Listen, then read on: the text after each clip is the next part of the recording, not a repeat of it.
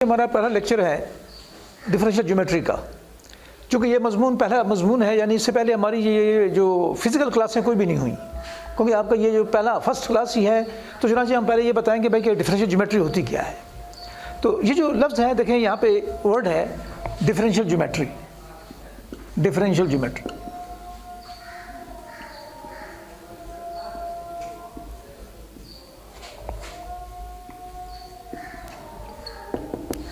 ठीक है कि है क्या। देखिए जैसा कि नाम से जाहिर है डिफरेंशियल ज्योमेट्री। तो डिफरेंशियल ज्योमेट्री के अंदर हम जो बेसिकली मुताला करते हैं वो मुताला करते हैं कर्व्स और सरफेसेस की प्रॉपर्टीज की, यानी द स्टडी ऑफ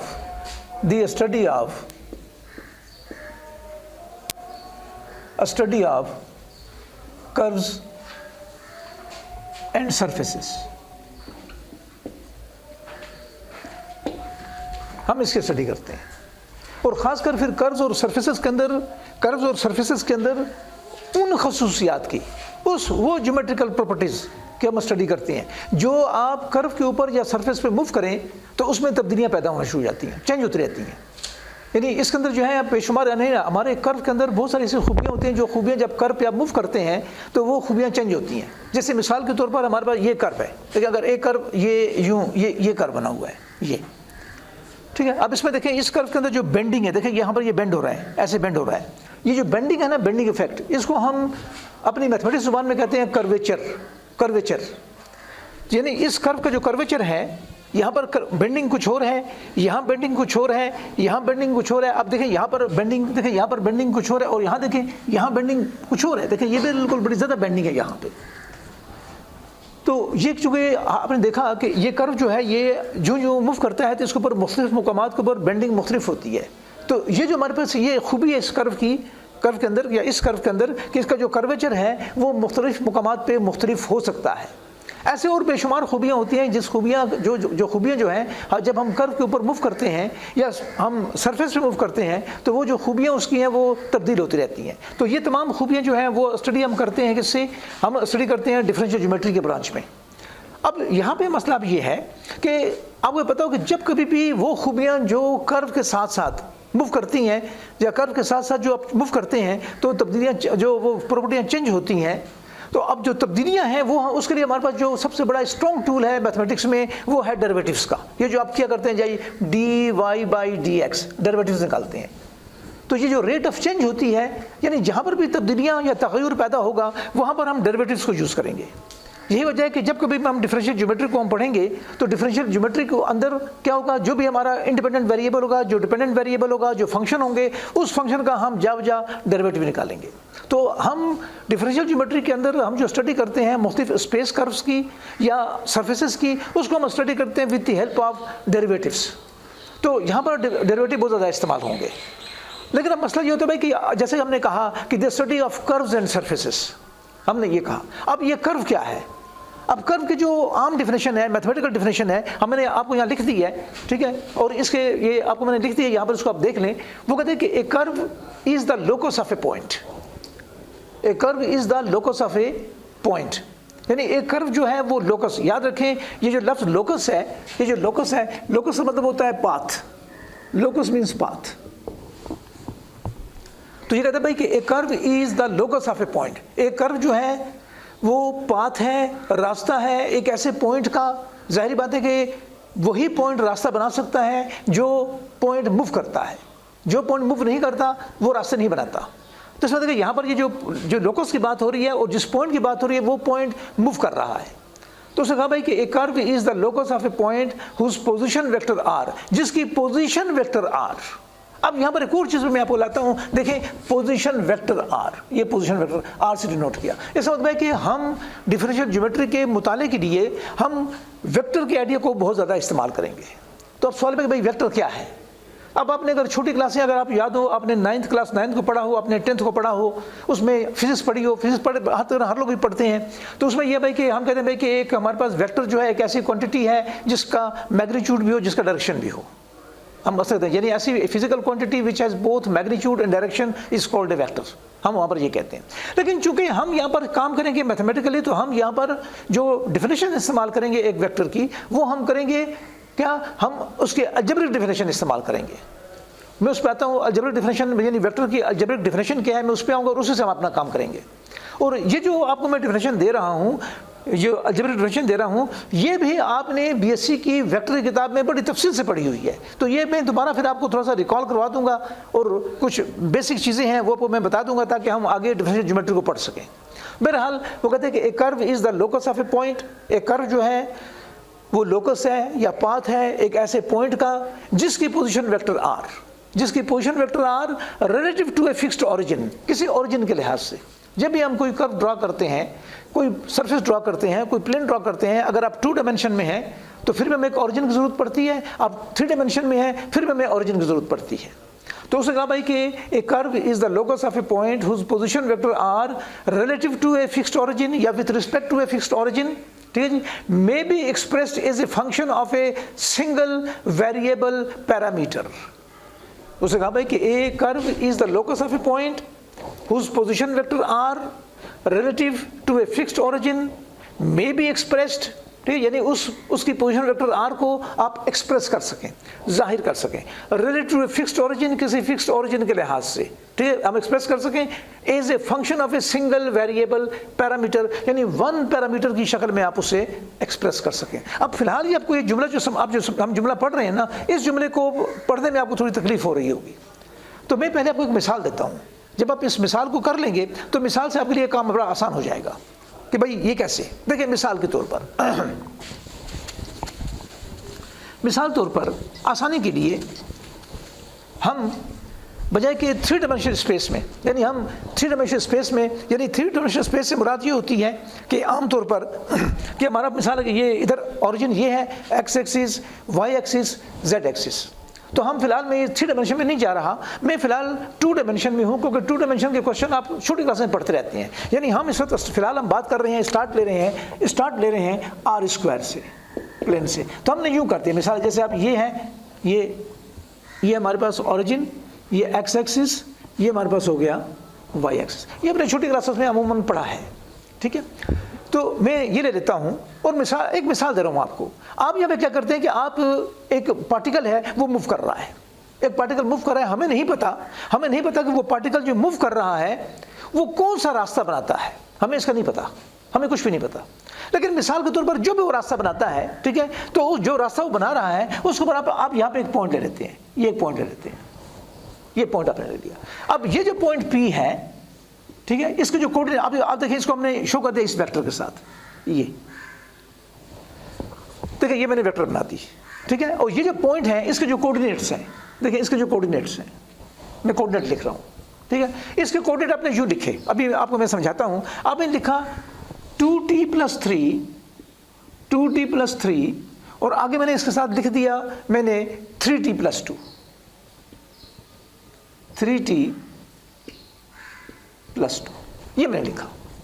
यानी एक पॉइंट है वो मूव कर रहा है, लेकिन वो मूव करते हुए उसका जो कोऑर्डिनेट हैं, देखिए उसके जो कोऑर्डिनेट्स हैं वो हो गए 2t + 3, 3t + 2, ये उसके कोऑर्डिनेट्स हैं। तो ये हमारे पास जो है एक पॉइंट है, हमें नहीं पता कि ये पॉइंट जो है ये जो मूव है, ये मूवेबल पॉइंट, कैसे मूवेबल पॉइंट है। देखिए अगर आप t को ले लेते हैं, देखिए आपने t को ले लिया 0, देखिए अगर आप देखें यहाँ पर ये t जो है ना, ये t देखिए वेरिएबल है, ये पैरामीटर है। अगर आप t को 0 ले लें, ये t को आप 0 ले लें, ये t को आप 0 ले लें, तो ये जो p है, ये p बन जाता है, ये 0 हो गया, तो ये बन गया 3 2, ठीक है। यानी अगर मतलब है कि अगर हमारे पास t 0 है तो p हो गया 3 2, 1 2 3 और आगे ये 1 2, ये पॉइंट यहाँ पे। उसके बाद अगर आप t को 1 ले लें, तो ये बन गया 2 × 2 3 5 5 5 5, तो ये बन जाता है p बन जाता है 5 5, ये कहीं यहाँ पे आ गया। आप t के कोर की कीमत लगाते हैं, ये पॉइंट कहीं और आ जाएगा। तो जब आप इन तमाम पॉइंटों को मिलाएंगे तो एक कर्व बन जाएगा। तो उसने ये बात वहाँ लिखी है, वो कहता है भाई कि हमारे पास वो कहता है कि a curve is the locus of a point. एक कर्व जो है वो लोकस है एक ऐसे पॉइंट का जिसकी पोजीशन वेक्टर r, जिस पॉइंट की पोजीशन वेक्टर r, जिस पॉइंट की पोजीशन वेक्टर r जो है वो क्या है, मे बी एक्सप्रेस्ड, उसको एक्सप्रेस कर सकें as a function of a single variable parameter, उसको आप एक पैरामीटर की शक्ल में एक्सप्रेस कर सकें। अब देखिए ये पॉइंट P है, मैं स्टडी कर रहा हूँ आर स्क्वायर पे, ये मैंने आर स्क्वायर पे स्टडी की, तो आर स्क्वायर के ऊपर मैंने एक पॉइंट P ले लिया। ये पॉइंट P जो है अब ये कोई फिक्स पॉइंट नहीं है, ये मुतहरिक पॉइंट है। क्यों मुतहरिक पॉइंट है कि यहाँ पर T की वैल्यू जो है जो हम मुख्तलिफ लगाते जाएंगे तो इसकी वैल्यू मुख्तलिफ आती जाएंगी, ठीक है। अच्छा, अब सवाल पे तो अगर ये पॉइंट, जाहिर सी बात है कि देखें जब आपने T को 0 लिया, P कहीं और था, T को 1 लिया, P कहीं और है, T को 2 लगाएं, P कुछ और है। अब ये पॉइंट अपना चाहिए, ये जो पॉइंट P है ये T के लिहाज से अपनी पोजीशन को इस प्लेन के ऊपर तब्दील कर रहा है, मगर तब्दील करते हुए वो रास्ता कौन सा बनाएगा, वो किस पाथ बनाएगा, वो पाथ अब डिपेंड करता है इस फार्मूले के ऊपर। वो मैं आपको दिखाता हूँ, 2-3 में करके दिखाऊंगा, तो देखिए वो मुख्तलिफ चीज़ें बनती जाएंगी। अच्छा, अब इसको हम कैसे करें, होगा कैसे, लिखें कैसे इसको हम, तो अब देखिए अगर हम वेक्टर में जाएं, मैं तब ये वेक्टर में भी आता हूँ। देखें मैंने लिखा OP, ये OP वेक्टर है, ये OP वेक्टर, ठीक है। अगर हम इस OP वेक्टर को, यहाँ पे OP वेक्टर को, ये पॉइंट है, ये पॉइंट, चूंकि ये कोई फिक्स पॉइंट नहीं है, T की वैल्यू चेंज हो रही है, तो अगर इसको मैं यूं कर दूं कि this point P has the coordinates XY, यानी हमारे पास ये जो OP वेक्टर है, ये OP वेक्टर, ये हो गया, हमने लिखा इसको XY लाइक दिस, ठीक है। तो अब आप देखें यहाँ पे हमारे पास, अब इधर OP आपको ये दिया हुआ है, यहाँ पे आपके पास जो OP है, देखें यहाँ पे OP, ये OP, यहाँ पे आपको OP जो है, यहाँ पे आपने दिया इसको XY, और इधर आपको OP दिया हुआ है 2t + 3, और यहाँ पे हो गया 3t + 2, ये आपको दे दिया है OP ये, और इधर जनरली मैंने क्लेम किया हुआ है कि ये बराबर है XY के, ये है, ठीक है। अब अगर हम कंपेयर करें तो यहाँ से आता है x = 2t + 3 और y = 3t + 2, यहाँ पे ये हो गया। तो चुनांचे अब यहाँ से हम निकालना चाहते हैं भाई कि ये जो पॉइंट है, जो कि एक आर्बिट्री पॉइंट नहीं है, आर्बिट्री पॉइंट है, फिक्स पॉइंट नहीं है, आर्बिट्री पॉइंट है, वो कौन सा कर्व बनाएगा। तो अब यहाँ से हम क्या करेंगे कि हम इसमें से t को हम एलिमिनेट करेंगे। तो देखिए इससे मैंने लिख दिया x - 3 = 2t, और यहाँ लिख दिया मैंने y - 2 = 3t, ये कर दिया। यहाँ से मैंने कर दिया x - 3/2 = t, यहाँ से कर दिया y - 2/3 = t, ये बन गया। अब देखें t और t दोनों आपस में इक्वल है, ये तो एक ही चीज़ है, t = t, जब t = t है, ये बन गया, तो इसका मतलब ये निकला कि फिर this = this, t = t means x - 3/2 = y - 2/3. It means that from here we can write x - 3/2 = y - 2/3. जब इसको हम कैलकुलेट करते हैं तो ये बन गया 3x - 3 = 2 y - 2, यहाँ से हो गया 3x - 9, ये बन गया 2y - 4। आगे इसको हल करें तो ये बन गया 3x - 2y = 9 - 4. It means that 3x - 2y = 5। अब हमारे पास ये चीज़ आ गई। अब आपको ये पता हो, फिर छोटी क्लासों में मैं जा रहा हूँ, FSC में जा रहा हूँ, आपको ये पता हो कि जब हमारे पास जो इक्वेशन इस टाइप की होती है, ax + by + c = 0, ये इस टाइप की जो इक्वेशन होती है, वो इक्वेशन जो है उसको हम कहते हैं कि ये हमारे पास equation of a straight line है। ये भी वही है, आप इसको चाहे यूँ लिख लें, देखें आपने इसी को लिखा, इसको हमने लिख दिया 3x - 2y - 5 = 0, ठीक है। तो यहाँ पर ये इसको चाहे यूँ लिखते हैं, देखें 3x + -2y + -5 = 0। दिस शेप ये बन गई, देखें यहाँ पे हो गया ये a बन गया, ax प्लस ये b हो गया प्लस by प्लस ये पूरा c हो गया = 0। इसका मतलब ये निकल गया कि ये जो हमारे पास पॉइंट P है जिसका कोऑर्डिनेट्स यूँ लिखे गए हैं 2t + 3 3t + 2 ये लिखे गए हैं, तो ये जब ये पॉइंट मूव करेगा तो ये मूव करने से हमारे पास एक खास किस्म की स्ट्रेट लाइन बनाएगा। देखिए 3x - 2y = 5। तो यहाँ पे जो आपका कर्व है वो स्ट्रेट लाइन की शक्ल का है। ये अमूमी तौर पे होता ये है कि जब हम बात करते हैं कर्व की तो लोग ये समझते हैं यार कि कर्व को वो समझते हैं कर्व जो है कोई टेढ़ी सी लाइन है। ये बात नहीं है। कर्व एक जनरल नाम है मैथमेटिक्स के अंदर, वो स्ट्रेट लाइन भी हो सकती है, ठीक है। तो इसका मतलब ये निकल गया कि हमारे पास देखें एक curve is the locus of a point. एक कर्व जो है वो लोकस है एक ऐसे पॉइंट का जिसकी position vector r with respect to some origin o, ठीक है जी, may be express as a function of a single variable parameter. उसको रिप्रेजेंट करने के लिए हमारे पास इसमें एक पैरामीटर होगा। अब देखें यहाँ पर आपने p को डिनोट करने के लिए एक ही पैरामीटर इस्तेमाल किया, 2t + 3, देखें ये इस्तेमाल किया, देखें t एक पैरामीटर है। अगर आप इसको हल करते हैं तो आपको पता चलता है कि ये हमारे पास जो है ये एक स्ट्रेट लाइन बना रहा है। मगर उसके मुकाबले में अगर हम ये ले लें, देखिए अब हम चेंज कर देते हैं इसको। मैंने इसको चेंज कर दिया, ये भी इसको चेंज कर रहा हूँ मैं 2 डायमेंशन पे ही। मैंने इसको चेंज किया, मैंने इसको इक्वेशन जो है वो दे दी 280, मिसाल है ये मैंने कर दिया 280, ठीक है 280। अगला मैंने दे दिया इसको 80² मैंने ये कर दिया। यहाँ पर a जो है ना ये कोई फिक्स नंबर है, ये जो कोई आप ये लिख सकते हैं। देखिए आप ये लिखते चले, इसको आप यूँ कर दें, ये 2 × 3t और यहाँ पर भी 3t², आप ये लिखते चले, ये कर दें। यानी दूसरे अल्फाज में हो गया यहाँ पर p की वैल्यू हो गई 60 और ये बन गया 3t², ये बन गया। चलिए अब ये बन गया।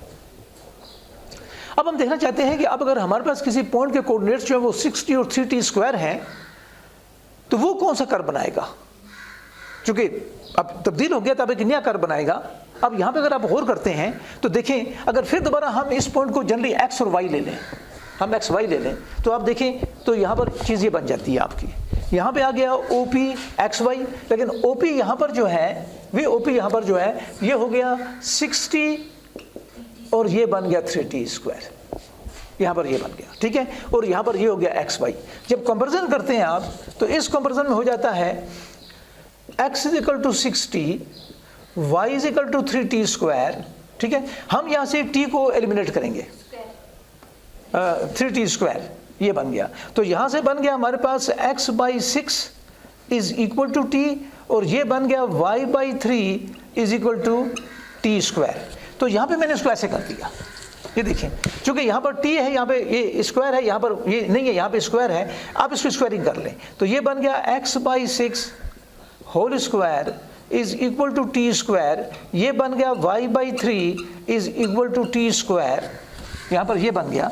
इस जगह पर हमारे पास हो गया x²/36 = t² और ये बन गया y/3 = t²। अब t² = t², तो यहाँ पर ये बन गया, इट मीन्स दैट x²/36 =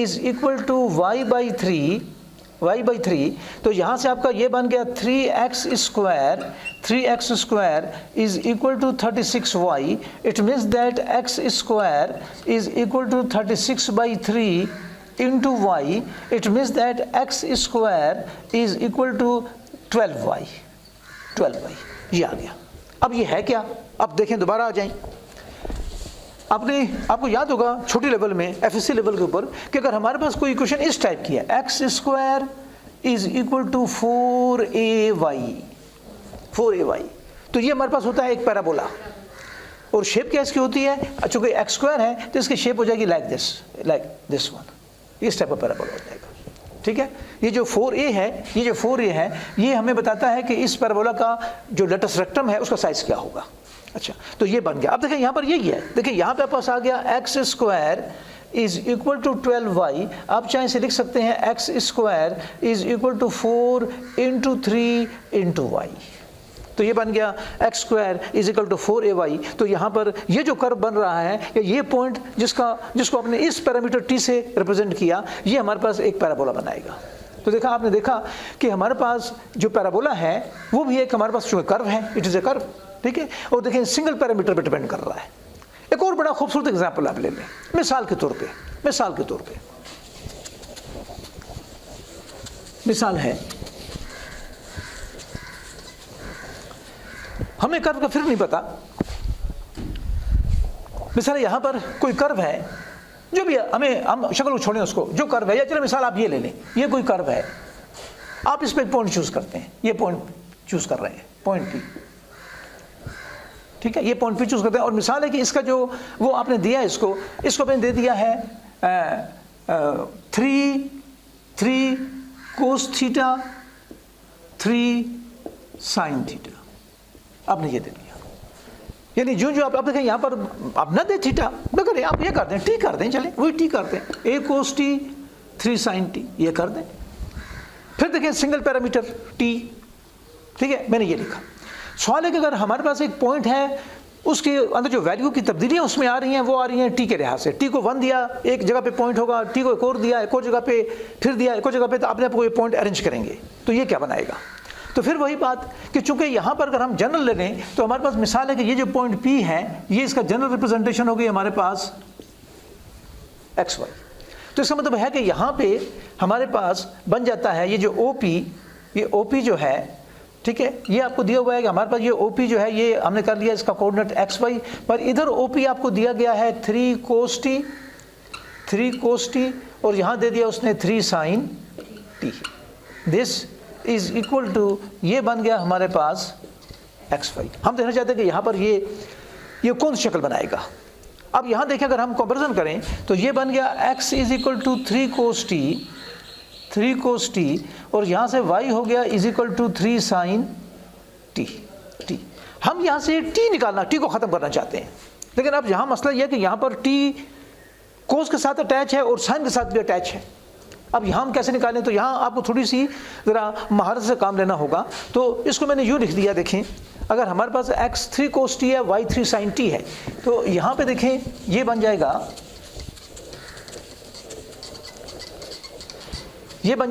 अब इसकी स्क्वायरिंग कर लें, x square is equal to 3 cos t whole square, और y square is equal to 3 sine t whole square.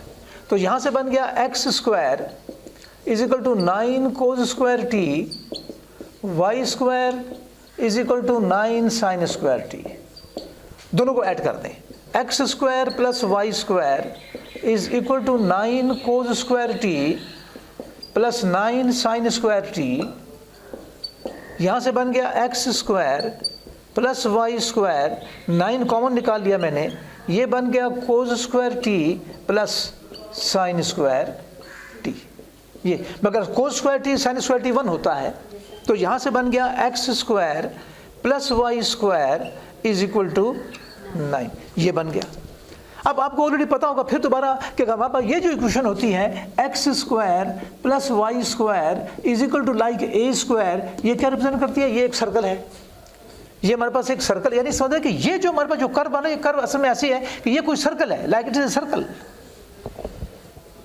ये एक सर्कल है जो बना रहा है। यानी ये पॉइंट पी बार बार, ये पॉइंट आप टी की वैल्यू मुख्तलिफ पुट करेंगे, टी की मुख्तलिफ वैल्यू, तो ये टी की मुख्तलिफ वैल्यू से ये पॉइंट यहाँ पे ऐसे अरेंज करेगा, आपको यूँ ऐसे अरेंज करता जाएगा और एक सर्कल बनाएगा, और वो सर्कल वो है जिसका सेंटर जो है वो ऑरिजिन पे है और रेडियस उसका जो है वो ए है।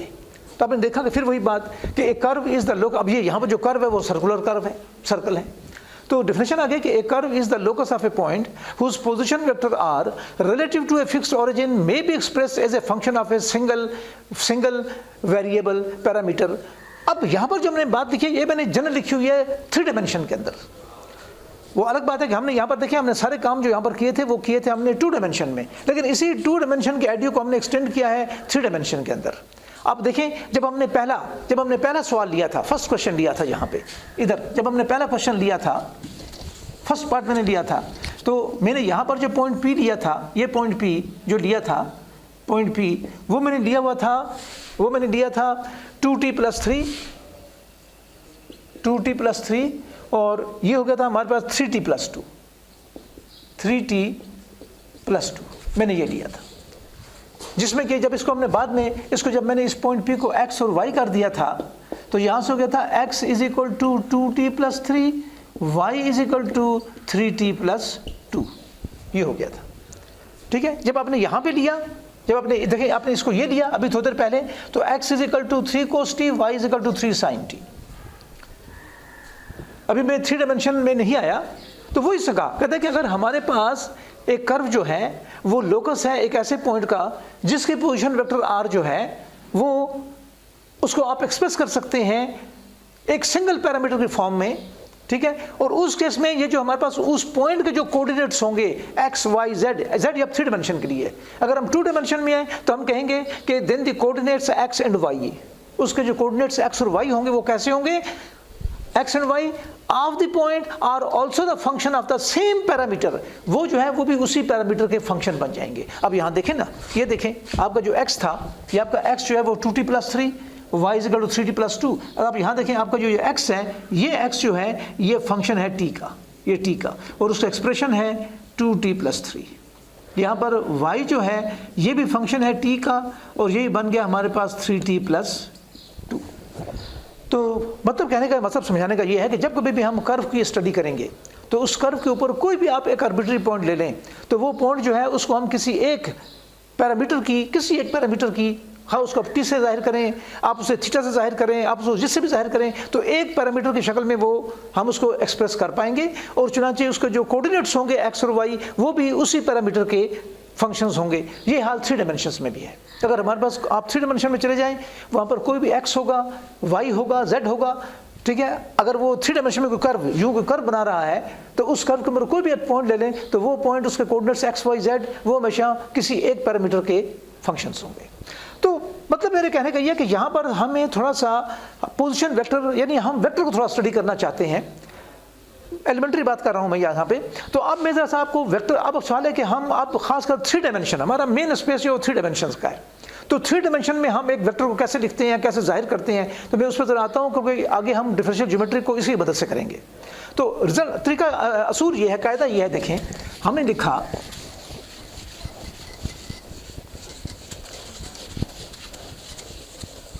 चूँकि इसमें ज़्यादातर बातें BSc लेवल की हैं, तो ये सिर्फ मैं आपको ज़रा रिकॉल करवा रहा हूँ, आपको याद दहानी करवा रहा हूँ उसकी, इस वजह से इसमें ज़्यादा बहस नहीं करूँगा। ये है कि वो कहते भाई हमारे पास 3 डायमेंशन में, 3 डायमेंशन के अंदर कोई पॉइंट है, एक पॉइंट P है, उस पॉइंट P को हम जाहिर करते हैं x y z के साथ, ट्रिपल के साथ। अब यहाँ पर जो मैं फिगर बना रहा हूँ है तो ये यू बनी हुई है, यानी कि हमारे पास x एक्सिस है, y एक्सिस है, z एक्सिस है, पॉइंट यहाँ पे है, ठीक है जी, वहाँ ओरिजिन से मिला दिया। तो चूंकि वो फिगर तो मैं अब यहाँ पर बना नहीं सकता, तो आप यूँ समझे कि ये मैंने ऐसे ले लिया है यहाँ पर कि ये कोई पॉइंट है, ये कोई पॉइंट P है, ये इसके कोऑर्डिनेट्स हैं x y z, ये तो ये O है, O को आपने P से मिला दिया, तो ये OP = R। तो रवा ये है कि हमारे पास अगर कोई पॉइंट P है, उसके कोऑर्डिनेट्स x y z हैं, उसको अगर हम O से मिला दें और ये वेक्टर बना लें, इसको R कह दें, तो बहुत सी किताबें मुख्तलिफ नोटेशन इस्तेमाल करती हैं, बहुत सी किताबें इसको यूँ लिख देती हैं ऐसे, ये ब्रैकेट यूज़ कर लेती हैं, x y z ऐसे कर लेती हैं। तो ये हमारे पास पॉइंट है, ये हमारे पास खाली पॉइंट है, O से P को मिला दिया, जब वो वेक्टर बन गया OPR, तो उसको हम इस बड़े ब्रैकेट में बंद करके हम कहते हैं भाई ये हमारे पास एक वेक्टर बना दिया। अब इसको अगर आप यूनिट वेक्टर में लेकर जाएं, अब हमें पता है कि भाई जब हम 3 डायमेंशन में स्टडी करते हैं तो यहाँ पर 3 यूनिट वेक्टर्स होती हैं, वो वाले यूनिट वेक्टर जो अलोंग x एक्सिस हो, along x axis unit vector को हम, यानी अगर ये आपका ये x एक्सिस है, ये y एक्सिस है, ये z एक्सिस है, तो इधर जो यूनिट वेक्टर है उसको हम कहते हैं I, इधर जो यूनिट वेक्टर है उसको हम कहते हैं J, इधर जो यूनिट वेक्टर है उसको हम कहते हैं K। जब हम 2 डायमेंशन में पढ़ते हैं तो 2 डायमेंशन के अंदर खाली 2 यूनिट वेक्टर्स होंगी, एक I होगा और एक J होगा, उसमें K नहीं होगा।